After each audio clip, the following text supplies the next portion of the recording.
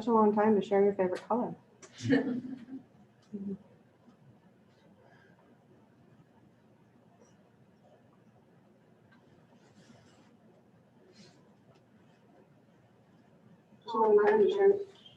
Okay.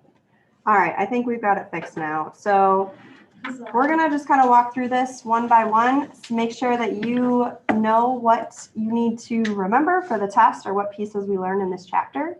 So the first thing we looked at is the most basic rational function, y equals k over x.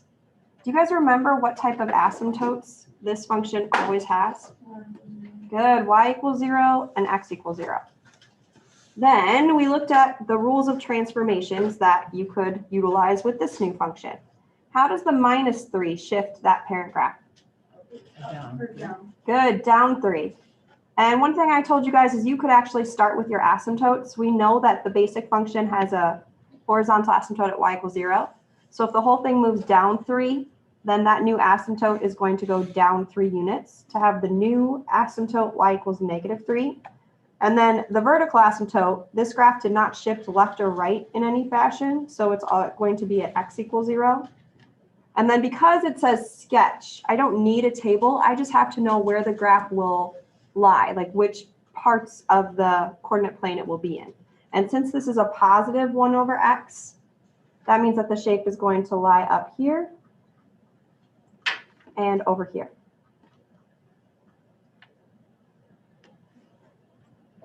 Now, if it was a negative, like this one here, how does that change the shape? It flips it, exactly. It goes over here and over here. I like how Sergio said quadrant 2 and 4. That is the correct names of them. Okay, why don't you, on your own, try number 2. I'm going to kind of walk around, see how we're doing with it, see if I can help in any way.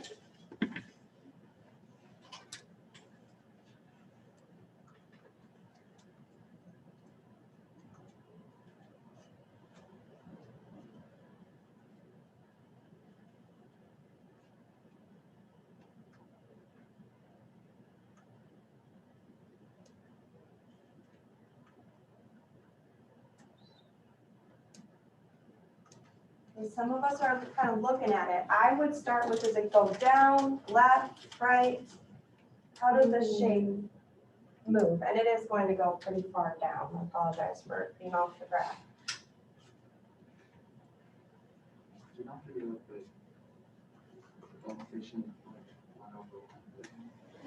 You can if you want to, because it's a rational function, but this is the most basic one that we learned. And then, sorry guys, I didn't label the vertical asymptote on the one before. That should be x equals 0, and the horizontal asymptote should be y equals -3. But Min, I liked what you had for the horizontal asymptote. What did you have? How did you move? What did you have? Can you tell me what you had? You started with? -8. -8, good, is the horizontal one, because this graph is going to move down 8. And then, Emily, can you tell me what you had? So I'm going to go ahead and label that. Y equals -8. Emily, can you tell me what you had for the vertical asymptote? -4. Awesome. She knew that the x plus 1 means that the graph's going to move left 1 unit. Left 1. Now, this one is going to go off of your graph, but we can still show the shape. Because it's a negative, it's going to flip. So it's not going to look like the first one. It's going to be flipped. You could say over the x or the y-axis, because it will end up being the same flip. So I want to label that vertical asymptote x equals -1, and that would be how to quickly sketch. Now this is the most basic rational function. We learned that graph back in 9.2. Then in 9.3, we looked at if a rational function doesn't match that basic form, but still is a fraction, there's a certain amount of things you have to do to get the bones of your graph. And the first thing is to find all the vertical asymptotes and the holes. So let's see if we can remember. Number 3, it's already factored. Are there any holes for this graph? No, because nothing cancels. So the next thing, we could just set this equal to 0 and solve, because we know that the x value that makes the denominator equal to 0 is going to show up as a hole or a vertical asymptote. In this case, what would this one be? Yep, x equals -2. And what is it? A vertical asymptote or a hole? VA. Awesome. Now, I know some of you asked, when do I have to list the XY location? If the directions like this say it here, list its XY location for any holes, we want to make sure we plug that X value back in. So number 4, the X plus 5s, I see one in the top, one in the bottom. Before I cancel, I want to see what would make this denominator equal 0. So if X plus 5 was equal to 0, then I could solve and determine what X value, if you plug it in, would make that bottom part equal 0. And I see that when X is -5, that's where the problem will be on the graph. How will it show up, as a hole or a vertical asymptote? A hole. Awesome. Leanna, how'd you know it was a hole? Because like when you set it equal to 0, it's the opposite, and that means like it would cancel out. Perfect. Those pieces cancel.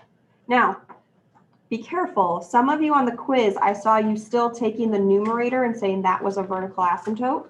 That X is part of the function, but it is not a vertical asymptote because it's not in the denominator. It's only the denominator pieces that make vertical asymptotes or holes. I will want to use that X, though, to help me determine what is the XY value of this hole. How do we determine the Y coordinate? Yeah, plug it into what's left of the function. So what's left is just X. So if I plug in -5 in for X, I find that Y is equal to -5. Ella. Did you say there was a paper copy? Yep, it's in blue up here.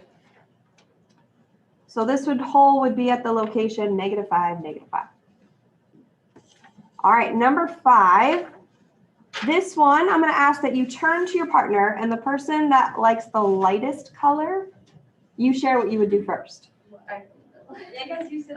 Man, what color do you like? What's your favorite? First thing I would do is Green? Blue? Okay, mine, I have 2. I like periwinkle with the light purple and coral. So I guess mine's lighter, so I'll start. We factor the x squared minus 4 to x minus 2, x plus 2. And then x plus 2, x plus 3 would be the denominator. And I set each of those equal to 0 and solve. So I get x equal -2 and x equal -3. Man, what do you think x equals -2 is? Wait, oh, that's the hole. That's the hole. Awesome. So I am going to have to find that location. But then what does that mean about x equals -3?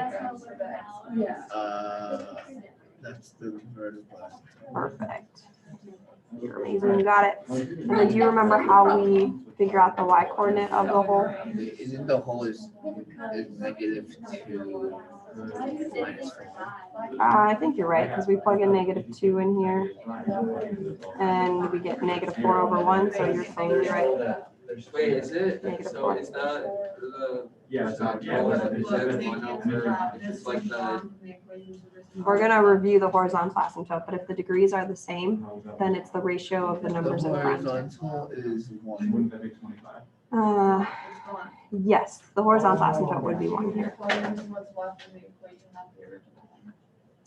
All right, you and your partner check to see, did you get a hole at -2, -4, and a vertical asymptote at x equals -3? Hopefully, yes. So when I reduced the function, I was left with x minus 2 over x plus 3. To determine the y location, we take -2 and we plug it in for x. And then I see what simplifies. All right, let's review horizontal asymptote. So on to, we're going to review that actually in graphing. But I had a few people ask about number 5. 5 is a good one to talk about the horizontal asymptote because the bottom is in factored form. So you want to envision x times x would create an x squared. So when you're looking for the horizontal asymptote, I know it didn't ask it, but it's a good one to talk about it. Because the degree of the numerator matches that of the denominator, the horizontal asymptote are the numbers in front, which would be 1/1. So the horizontal asymptote here would be y equals 1, because you do have to think about x times x as that's what it would be in simplified form. All right, let's put some of these pieces together and start graphing. Let's review a few of these. So find the vertical asymptotes, the horizontal asymptotes, and the holes of each function and sketch the graph. What should we do first in number 7? Factor. Factor, I love it. So if I factor this out, the last term's negative. So am I going to have the same or different signs? Different, good. And then x times x gives me x squared. If I make the 2 positive and the 1 negative, that will add up to be a 1x. And if I reduce, well, actually before I reduce, I should set the denominators equal to 0 and solve, because those will give me my important pieces that I need to sketch. X equals 1 is going to be an important spot on my graph, and x equals -2 is going to be an important spot.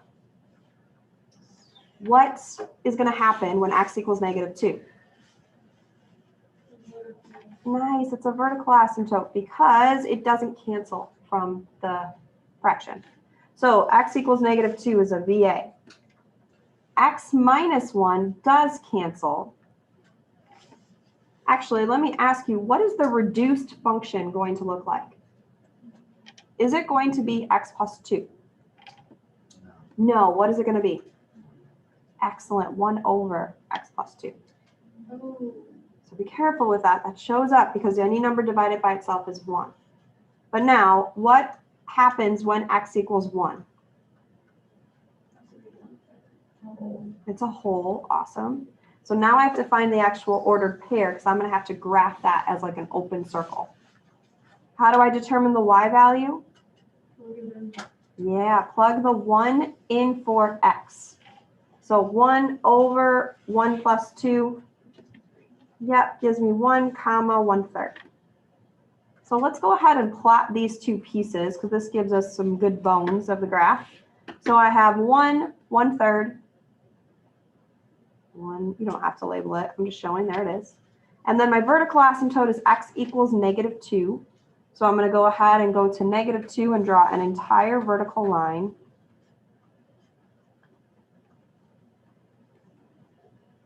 Now my horizontal asymptote. You can use your reduced function or you could use your original function. Doesn't matter. Most people find the original function easier, but it really is going to be the same for both. Awesome. How'd you guys know it was y equals 0? Awesome. The exponent in the top is 1. The exponent in the bottom is 2. So the exponent of the numerator, and we typically say degree because you're always looking for the highest exponent, is less than that of the denominator. And that's how we know it's going to be at y equals 0. So now I can go ahead and plot that horizontal asymptote at y equals 0. And the last thing I need to do is determine, well, where do these points show up on my graph? So I'm going to need a table. You can use your original function or you can use your reduced function, but most people prefer the reduced because it's easier to plug in numbers into. Now the question is, what numbers am I going to choose for x that would be nice to work with? Liana. You do -3 because of the VA. You go to the left and the right, so it would be -3 and then -1. Perfect. So Liana's going to the left and to the right of the VA, which is great because that will show us just where the graph is located. So I'm going to go -3, plug that in. I get 1 over -3 plus 2, which gives me 1 over -1, which is -1. So I have the point -3, -1. I can go ahead and plot it. And once you have your point, I'm going to go ahead and label it here. You don't have to label it, but you have to show where it's at. Once you have your point, you know that your graph is going to go through that point. It always gets close to your asymptotes, but it doesn't actually touch them. So that tells me that this part of the graph lies over here. And now Liana said plug in -1. So when I plug in -1, I get 1 over -1 plus 2, which would give me 1 over 1, which is just 1. So I have the point -1, 1. I don't have to label it, but I'm just doing it here to show.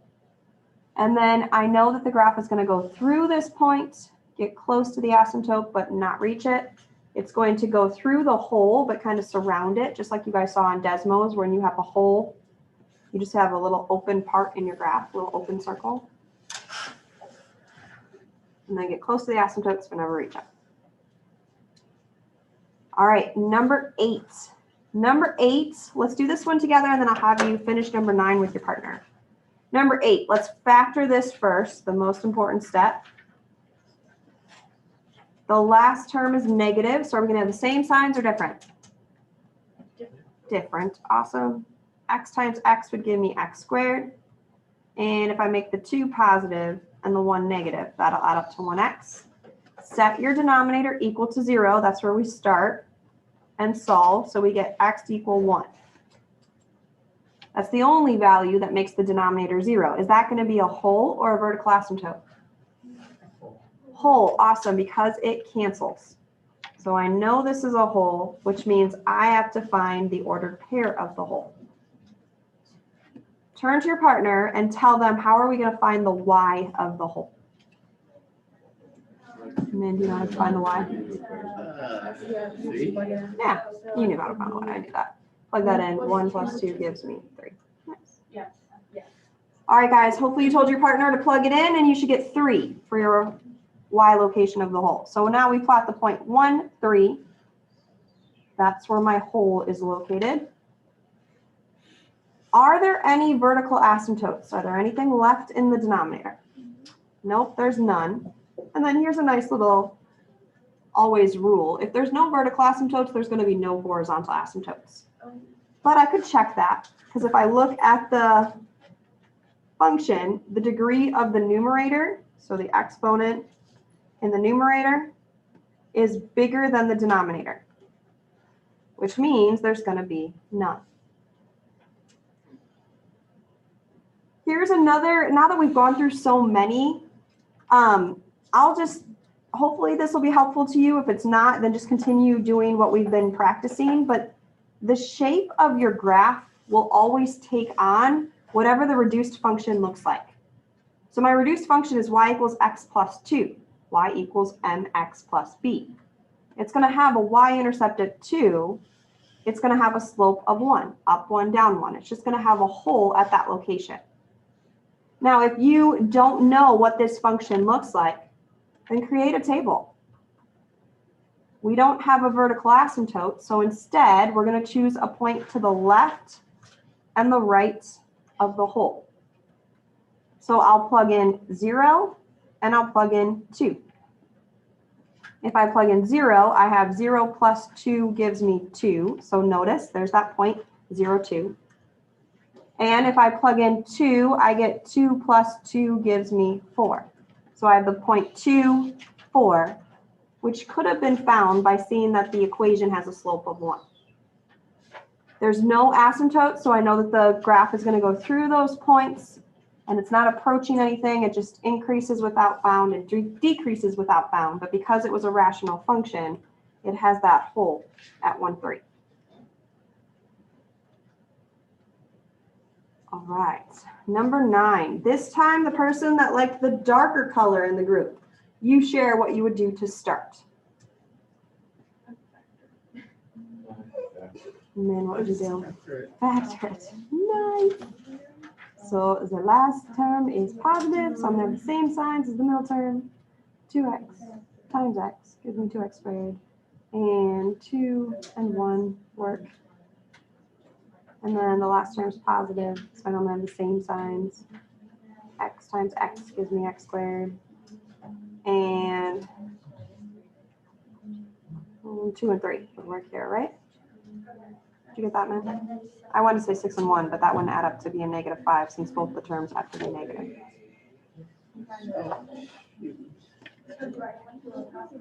So then we set both of the denominators equal to 0. And we get x equal to 2 and x equal to 3.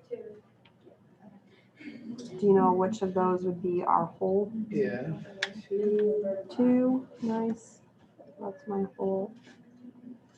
And then you know that we plug it into the reduced function. Is that what it came out to be? 4 minus 1 over 2 minus 3 is -1. So you got -3. Yep. Perfect. And then x equals 3 is our vertical asymptote, right? Yeah. And then what would be our horizontal asymptote? 2. Nice, because the degrees are the same. So then vertical asymptotes at 3. Holes at 2, -3. The horizontal asymptote is at 2. And then we have to choose a point to the left and to the right of our VA. So I have 2x minus 1 over x minus 3. And our VA is at 3, but I don't want to choose 2 because that's where our hole is. So I'll choose 1 to plug into my table. And I'll choose 4 because that's to the right of 3. So that would give me 2 times 1 minus 1 over 1 minus 3, which gives me -1/2. And if I plug in 4, I get, is 7. that what you get? Yeah, you're right. So we have 4, 1, 2, 3, 4, 5, 6, 7. There is my graph.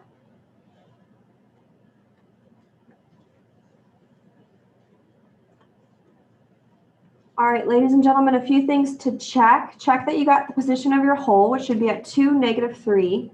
Your vertical asymptote should be at x equals 3. The horizontal asymptote should be at y equals 2.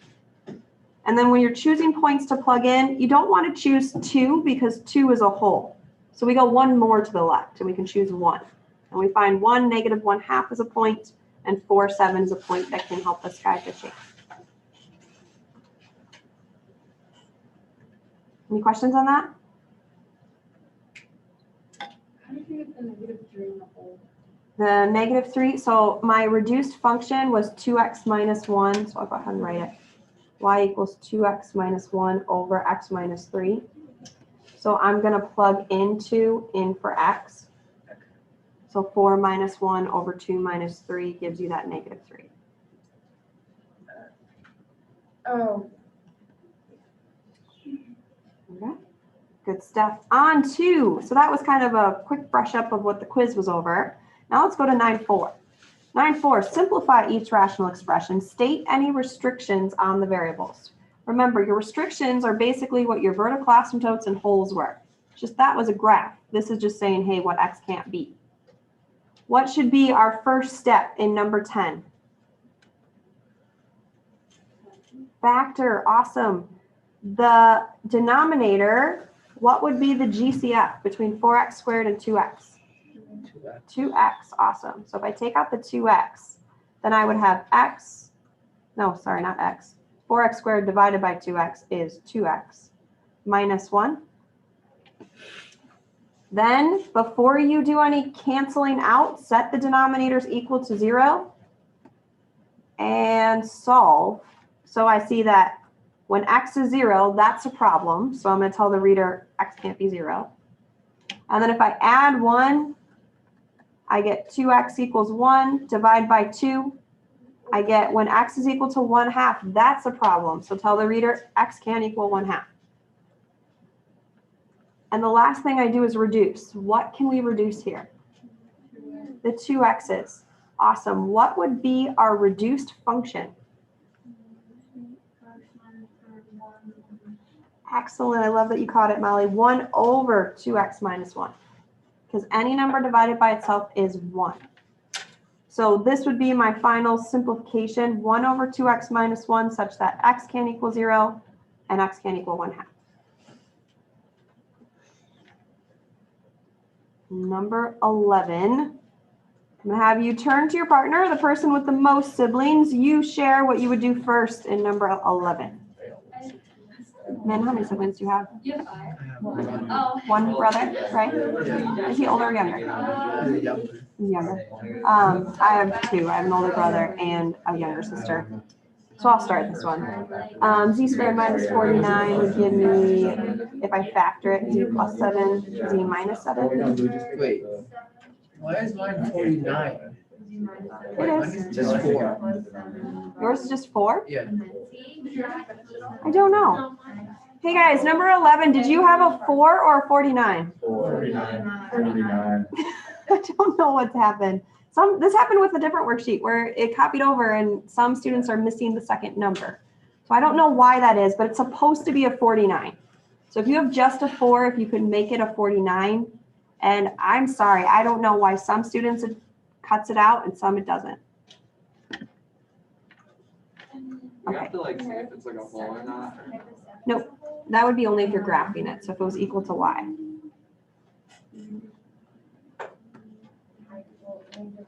So min, if it's 49, then it factors to z plus 7, z minus 7. Z can't equal negative 7, but my answer would be z minus 7 is what it would reduce to as long as z is not negative 7. Yeah. Sweet. All right, guys, number 11, you should say z minus 7 is what the function reduces to as long as z was never equal to negative 7. Number 12, I'm going to ask that you try this one on your own. Molly, Oh, wait, do make sure that you have it as 2x plus 10 over x squared plus 10x plus 25 in case anybody's didn't get copied well or transferred well into the OneNote. Well, go ahead and try that one. The only thing I can suggest to you before you start this is look for a GCF, always, before reducing.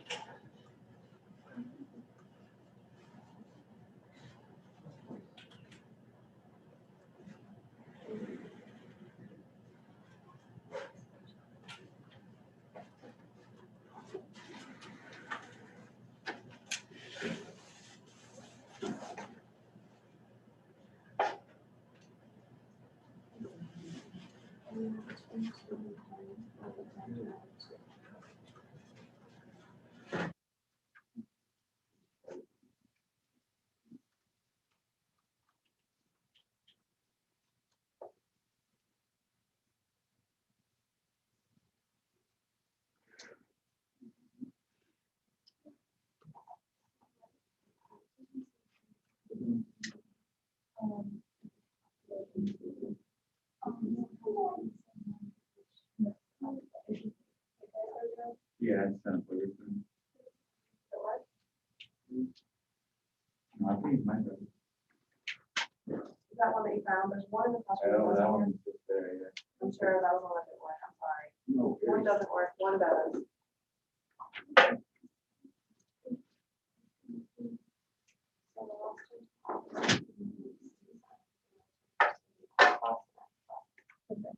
And then we'll look for factors. Yep. And then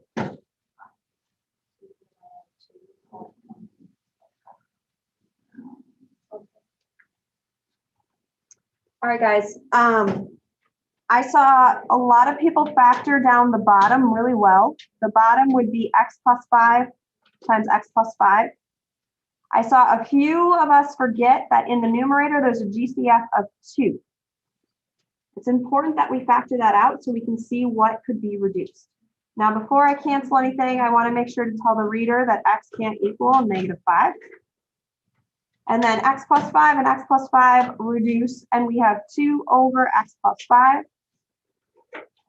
With that restriction, x can't equal negative 5. All right, that was 9.4a, simplifying rational expressions. Then we moved into multiplying and dividing rational expressions. So multiply, state any restrictions on the variables. Before, oh, sorry, no, you're good. Before you reduce anything, you want to make sure that you list restrictions. So number 13, what can y not be? 0, what can x not be? 0, awesome. Now I can go ahead and since it's multiplication, start reducing common factors. So looking at the 5 and the 10, can we reduce anything in there? Does 5 go into 10 evenly? How many times? 2, wonderful. Does 2 go into 4 evenly? Yes, 2 times. How about x to the 4th and x cubed? Can we reduce those? Yeah, x cubed is going to go into x to the 4th and just leave 1x or an x to the 1st. And y squared is going to go into y cubed and leave 1y. After I've reduced everything, I multiply across what's left. X times y is xy. 2 times 2 is 4. So my answer is xy over 4, such that x can't equal 0 and y can't equal 0.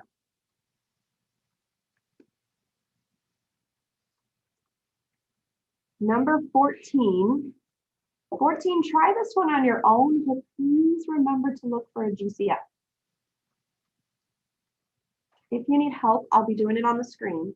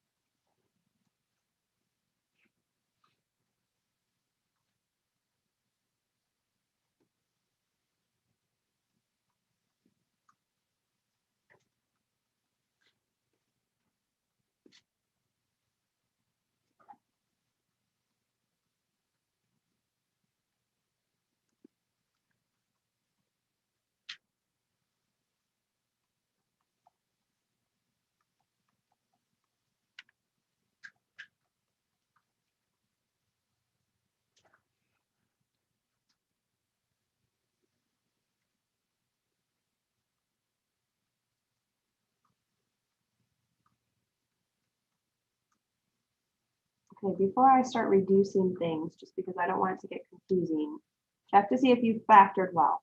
In the first fraction, you should have 4 times quantity 2y minus 1 over 5 times quantity 2y minus 1. The second fraction, you should have factored 5 times quantity y minus 3 over 3 times quantity y minus 3. Before I start reducing, I do want to list restrictions. Y can't equal 3, or y can't equal 1/2. Or you could have said 2y minus 1 can't equal 0. That's technically the same thing. But now I'm going to reduce. The y minus 3's cancel. The 2y minus 1's cancel. 5 goes into itself 1 time. So what I would be left with is 4 over 3 with the restrictions that I boxed.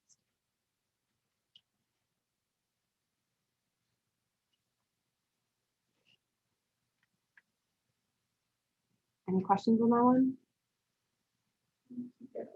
Yeah.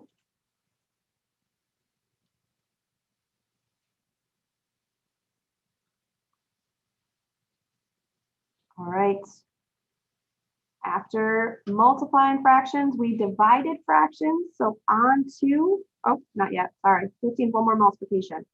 15, I think 2 heads would be better than 1. So why don't you turn with your partner, and this time the person with the least amount of siblings.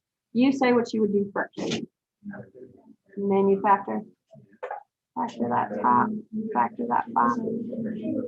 So the bottom would be x plus 2, x minus 2. The top, x times x is x squared. The last term is positive, so we're going to have the same signs. 2 and 3. And then the bottom, the last term is negative, so we're going to have different signs. X times x is x squared. And then if I do a -3 and a positive 1, and then for the numerator, the last term is positive, so I'm going to have the same signs. X times x would give me x squared, and 2 times 1. You have a lot of restrictions here. Do you know all the restrictions? And then, oh, does it? But what are our restrictions?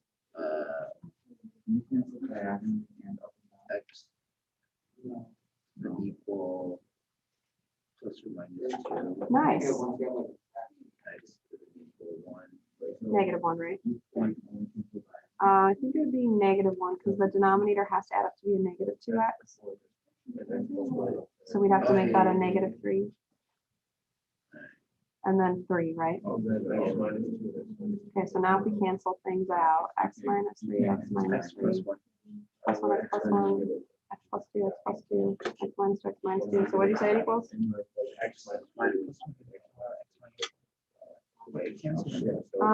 x plus 1 should cancel. That is one. It is 1, right? Maybe it's 1 over 1.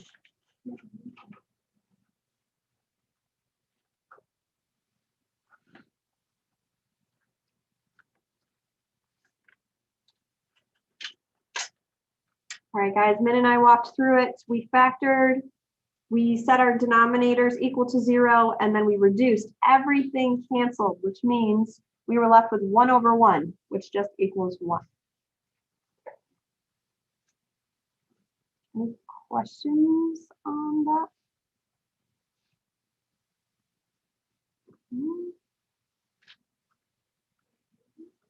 All right, on to number 16. Now we get to do division and multiplication, but still the first step is to factor. So looking at 6x plus 6y, is there a GCF in there?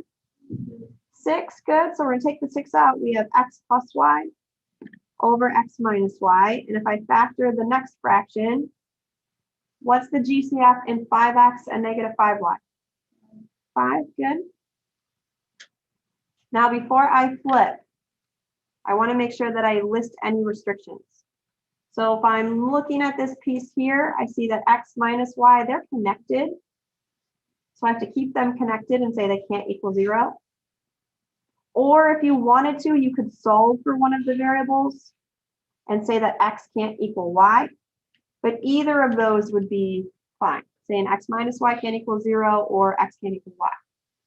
Same over here. This is the same thing, but I want to make sure that I recognize in case it was different, I would have to include that restriction as well. Now, how do I simplify if I have two fractions that have been divided? Good, flip the second one. So I'm going to keep that one 6 times x plus y over x minus y and multiply it by the reciprocal of the second fraction. 18 can't be 0, it's just a number. It doesn't affect, it's not a restriction, so I can go ahead and start reducing here. X minus y's cancel. Anything else you guys see cancels? 6 and 18, good. 6 goes into itself one time, into 18 3 times. So now I multiply across, and my answer would be 5 times x plus y over 3. And I want to make sure that I include that restriction that x minus y can't equal 0. Or you could say x can't equal y.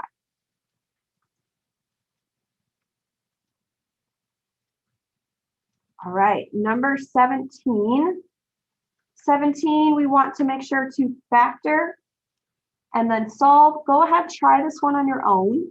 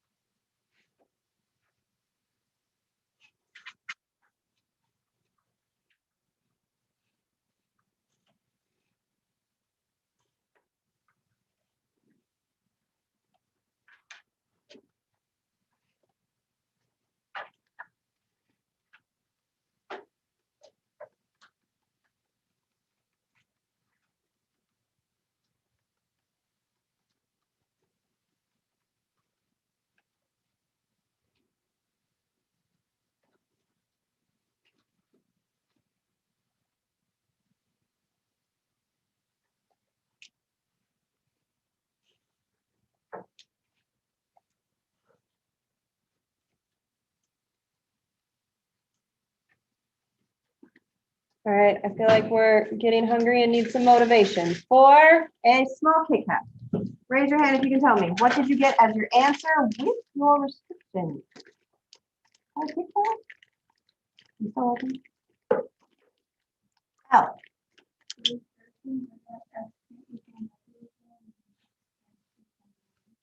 X can't equal -1, 1, awesome. And then this last one, when you flipped it. Perfect. All right, we're gonna break this into 2 Kit Kats because the restrictions were tough. So nice job, Elle. There's the restrictions. Can someone else tell me the answer to this division problem? Ezra. I got 3x. You got Or no. you got 3x in the top. Mhm. So it's a good thing that you were factoring. Did you factor and have x plus 1, x plus 1? And then in the second fraction, x plus 1, x minus 1 that you're going to put? So if we don't cancel out x minus 1, you did cancel out the 1x, right? So then we would have x times x minus 1 over 3 times x plus 1, right? Nice. All right, and then guys, I'm actually really glad Ezra brought that up because it's really important that you show your work on this test. In case you accidentally cancel something, I can give you partial credit as long as you have shown that, like, hey, I factored, I multiplied by the reciprocal, I listed the restrictions along the way. So just kind of note to self as you're working on Friday and make sure to show your work. All right, continuing in dividing fractions. We do want to remember what complex fractions look like. If you have a fraction divided by a fraction, to simplify, you multiply by the reciprocal. So if I'm looking at this complex fraction, I might want to write it out horizontally. This is the same as 2a cubed b cubed over x minus 1 divided by 6ab squared over x squared minus 1. The reason I like to write it out horizontally is so that I can include all the restrictions. If I'm looking at my restrictions here, I see that x can't equal 1 in the first denominator. What does x squared minus 1 factor into? Good, x plus 1, x minus 1. So for a Kit Kat, can someone else tell me another restriction here? Yes, Liana, x can't equal -1 is our other restriction. Now I can go ahead and multiply by the reciprocal and simplify this guy out. So I have 2a cubed b cubed over x minus 1 times x plus 1, x minus 1 over 6ab squared. I have new restrictions for a Kit Kat. Can anybody tell me what the new restrictions are? Min? You could say ab squared can't equal 0, or you could just say separately they can't equal 0. Both would be fine because we have to show the reader that together those two could not be 0. And now I can cancel. X minus 1 cancels out. A goes into a cubed and leaves an a squared. B squared goes into b cubed and leaves just a b. Anything else that you guys see cancels out? 2 and 6, good. 2 goes into itself 1 time, into 6 3 times. So multiplying this out, I would have a squared b times x plus 1 all over 3 with these restrictions and these restrictions in my final answer. All right, we're moving into addition and subtraction. When you add two fractions, what do you need? Common denominator. Number 19, does it have a common denominator? Yeah, sweet. So just combine the numerators. So I would add d minus 3 plus d minus 1 and place it over that common denominator. When I add those together, I add my like terms. So d plus d would give me 2d. -3 plus -1 gives me -4. All over 2d plus 1. You can simplify. If I took out a 2, I'd have a d minus 2. But there's nothing that cancels. So if there's nothing that cancels, you can either factor or leave it multiplied out. It's still simplified. What would be the restriction for this fraction? 1/2. Yes, d cannot equal, very close. -1/2. Good, -1/2. Sergio, you answered that pretty quickly. Would you like to kick it? Sure. Okay. Got it wrong. You said it pretty quickly. And you fixed it pretty quickly. All right, number 20. Number 20, turn to your partner and see if you guys can do this one together. Are you factoring them? Here. Nice. X plus 3, x minus 3. What would that second denominator factor into? 2x minus 3. Awesome. What would we multiply the left fraction by? 2. 2 over 2, good. And what would you multiply this right fraction by? Extra 3. Nice. You are amazing. So now we got that common denominator. So I'll put everything over the common denominator. 2 times x minus 3, x plus 3. And then we're going to distribute this. So I have 2 times negative 3x is negative 6x. Plus, I have to distribute the 4. So 4x plus 12.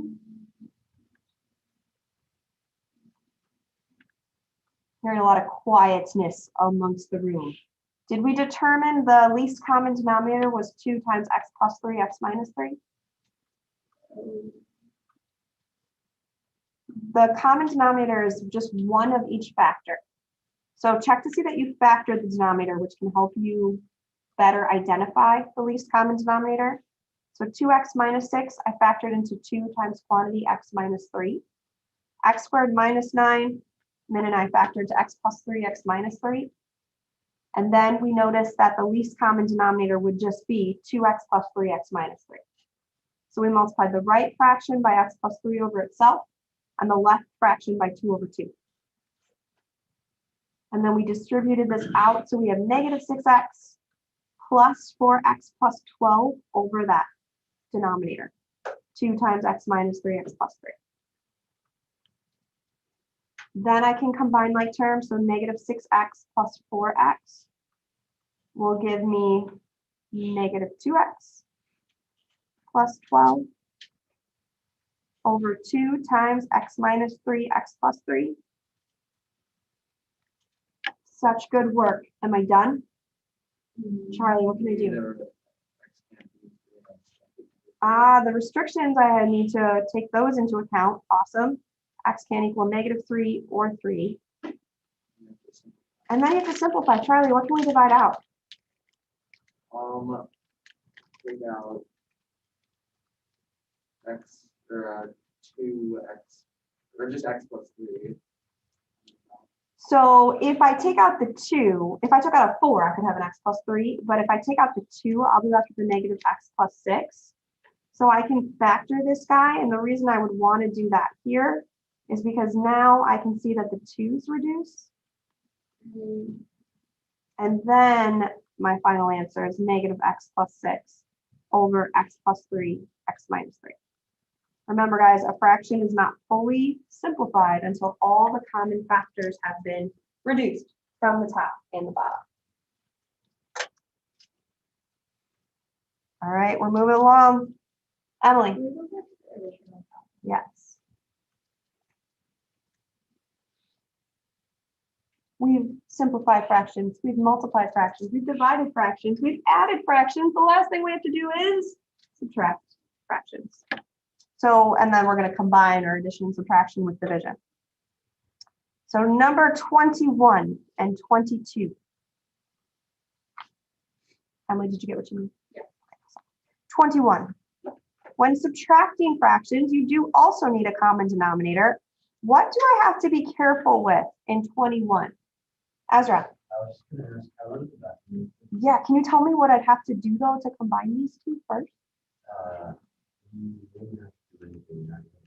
They're the same denominator. If I write it like this though, Ezra, is this correct? No, what did I forget? Yes, okay, go ahead, Ezra, you got this. And now I can go ahead and simplify. So I'm going to distribute that negative. And that gives me negative 5y minus 3 over 2y minus 1. Negative 5y minus y is negative 6y minus 3 over 2y minus 1. I could take out a 2, but then that would leave me with a negative 2y minus 1, which doesn't simplify. So we could actually just leave it as it stands, as long as we tell the reader 2y minus 1 cannot equal 0. Or, like Sergio said, y can't equal 1/2. Just so you know, on the test, I will take either or of those answers. Either 2y minus 1 can't equal 0, or if you went on and said y is equal to, can't equal 1/2. 22. 22, go ahead and try this one on your own. My strong suggestion would be factor first, before you identify that least common denominator.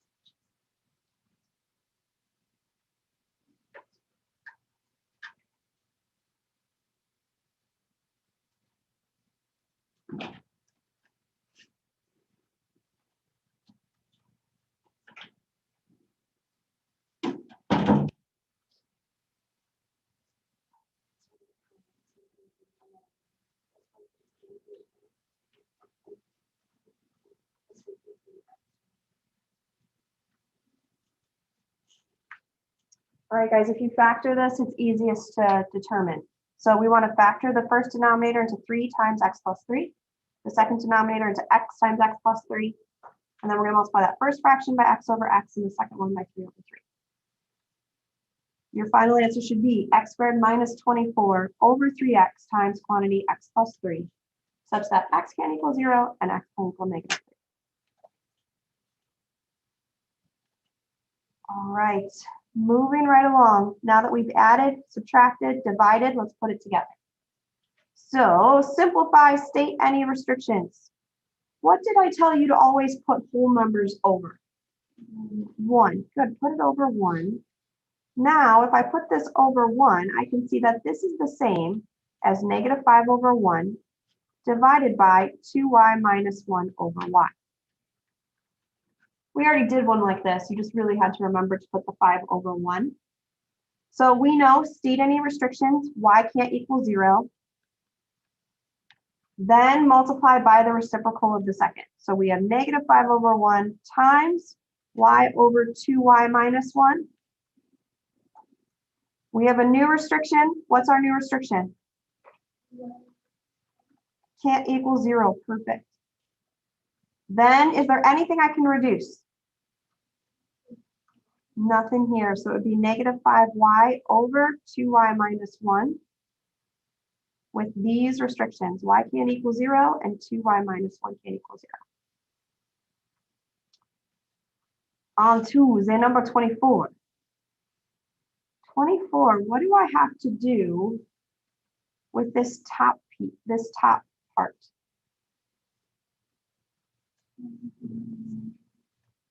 Hearing mumbling. What do we need? What do you need in order to subtract two fractions?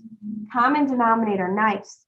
So the least common denominator between x and y would be xy. So I'm going to multiply this guy by x over x. I'm going to multiply this guy by y over y. Now the denominators are the same, they're xy. So I can combine those numerators, 3y minus 2x over xy. There's my first fraction, and I'm going to divide the whole thing by, I need to do the same thing with the bottom piece. Multiply this first fraction by y over y, this second fraction by x over x. Now that the denominators are the same, they're both xy, I can combine those numerators, so it's negative 4y minus 3x all over xy. You could write this out horizontally, but both of the denominators are the same. If we wrote it out, just kind of what's being divided. So I would just go ahead and point out that x can't equal 0 because it's in the denominator and y can't equal 0.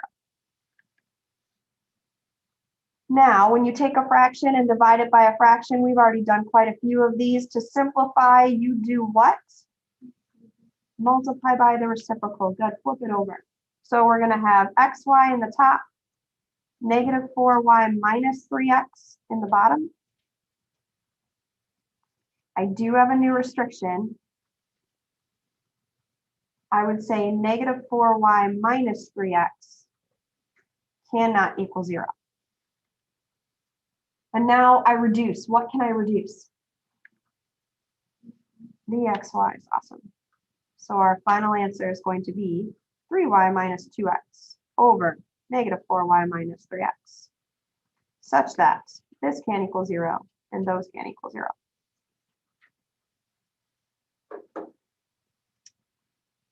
Okay, the last thing we did this week, was solving equations with fractions.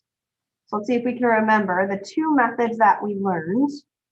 Actually, for 23 and 24, we could actually just use the one method. It might be easier. If you have three fractions, you can multiply each term by the least common denominator. This is what you did in your homework last night. What would be the least common denominator between 3x, 3, and x squared? 3x squared, awesome. So I'm going to multiply the left side by 3x squared and the right side by 3x squared. I'm going to start with the right side. I like to put my numbers over 1 because I am multiplying into fractions. So if I look at the right side, what cancels? The x squared is good. So I just have negative 4 times 3, which is negative 12. And then on the left side, I need to distribute this in. So I'm going to go ahead and show that I am distributing this to these pieces. So I have 3x squared over 1 and 3x squared over 1 being distributed here. That just helps me be able to see what cancels. So looking at that first fraction, what's going to cancel? 3x, good. So it's just going to leave an x. So I have 11x minus, looking at the second fraction, what's going to cancel? Just the 3. So I have x squared is equal to negative 12. The next thing I have to ask myself, is this a quadratic, an x squared, where I have to set it equal to 0, or does it just have an x where I can get x by itself? It's quadratic. I have to set it equal to 0 and line up all the numbers to put it in the form that we can factor. So I'm going to add 12 to set it equal to 0. And if I line up the numbers like I know what works with factoring, I do negative x squared plus 11x plus 12 equals 0. Technically, we say put the quadratic term, then the linear term, then the constant. But there's one final thing I need to do here if I want to solve by factoring. Got to get rid of the negative. How do we get rid of the negative? Divide by negative 1. Good. Divide everything by negative 1. So negative x squared divided by negative 1 is x squared. 11x divided by negative 1 is negative 11x. 12 divided by -1 is -12, and 0 divided by anything is 0. Now I'm all set up for success to factor. So I factor the first term or factor the quadratic here. The last term's negative, so am I going to have the same sign, 2 different signs? Different. X times x gives me x squared. What factors of 12 would work here? 12 and 1. Good. If I make the 12 negative and the 1 positive, then I can set each of these equal to 0 and solve. So I get x is equal to 12, set x plus 1 equal to 0 and solve, and I get x equal -1. Before I box them, I just want to make sure that they were not a restriction. So if I look back at the denominators, the only restriction would be that x can't equal 0. So since x is not 0, that means 12 will work and -1 will work.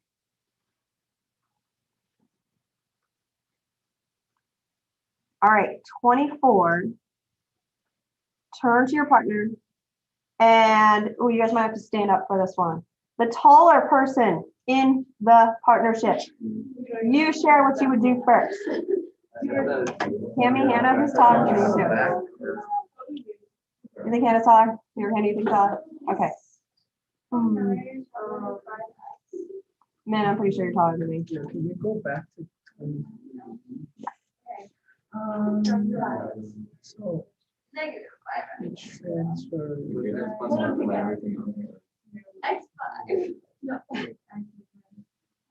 transfer the factor right away.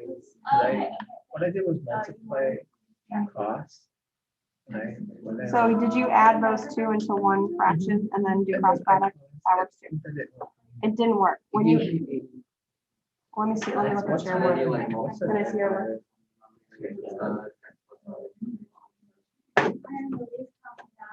So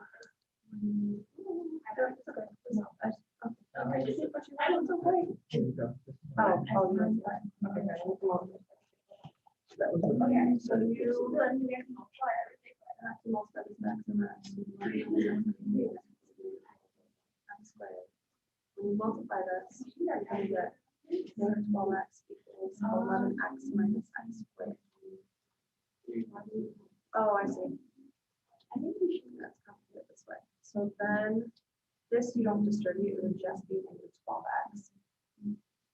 why do I have? I don't know.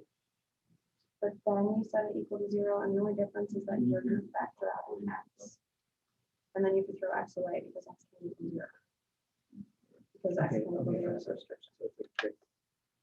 It works, it's a little more complex. But you can do it.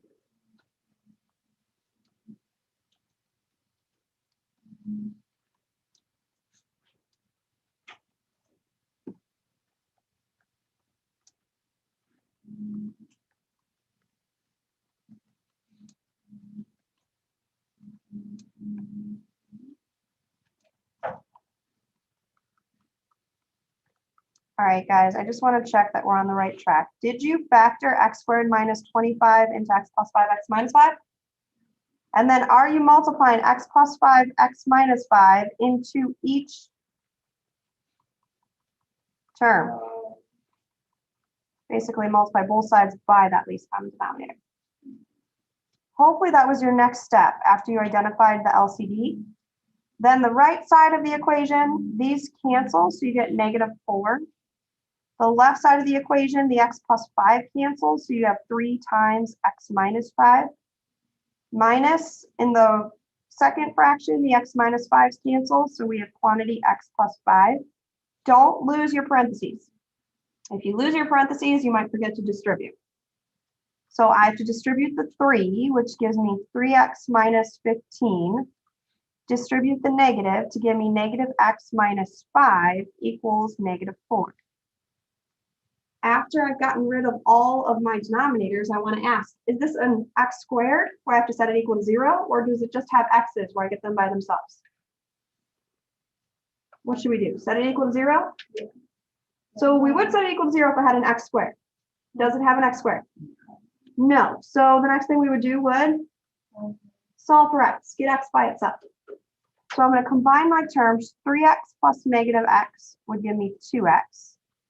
-15 plus -5 is -20. equals -4. Then I add 20 to both sides of the equation to continue to get x by itself. So I get 2x is equal to 16. Divide both sides by 2, and I see that x is equal to 8.